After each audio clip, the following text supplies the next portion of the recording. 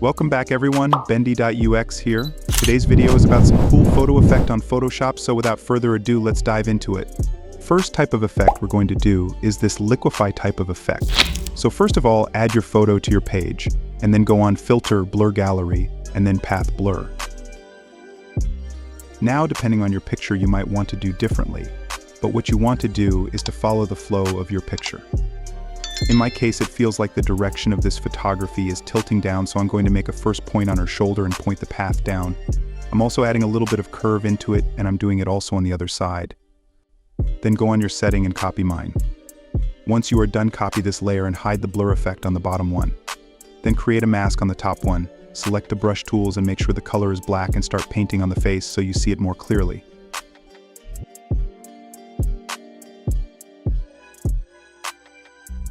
Once you're happy, add a black and white filter and add your gradient map, or you can copy mine. Select all layers and convert them to a smart object. Add some noise and you're basically done now. Just add some effect and you can create something like that. Next effect on our list is kind of similar. It's called the semi-motion blur, and it's very easy to make.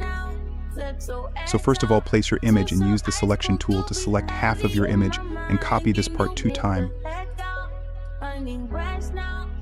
Use a motion blur on the first one, around 172, or as your preference. Select the second one and add another motion blur, but put its value at 300. Add a black and white filter and your preferred gradient map. You can also use the mask tool to erase the blur form or face. And after adding your personal touch to it, you can have those results. Let's head up to one of my favorite effects, which is the inverted effect. Start by adding your image and copy it. Select the bottom one and add an iris blur to separate the subject from the background.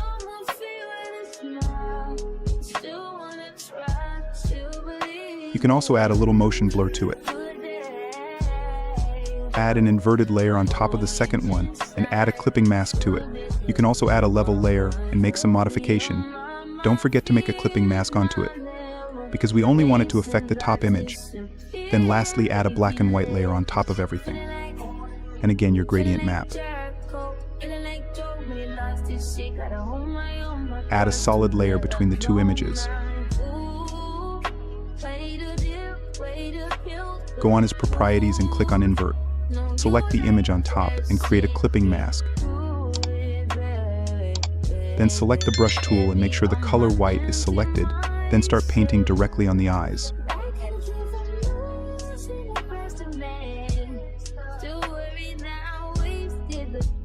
Once you are done, select every layer and convert them to a smart object. Add noise, and you can expect a result like this.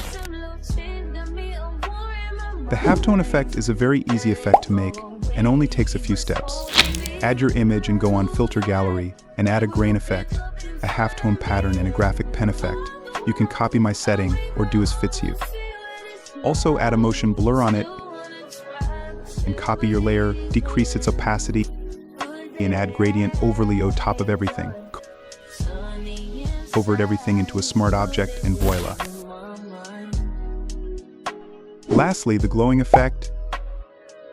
Take your image, copy it, select the bottom one, and add an iris blur to separate the subject from the background.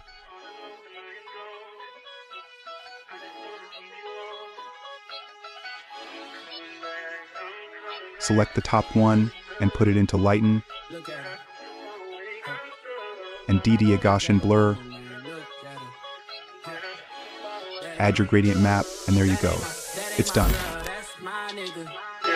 Catch me out on Ocean Drive with her. Catch me in the whip, ride with her.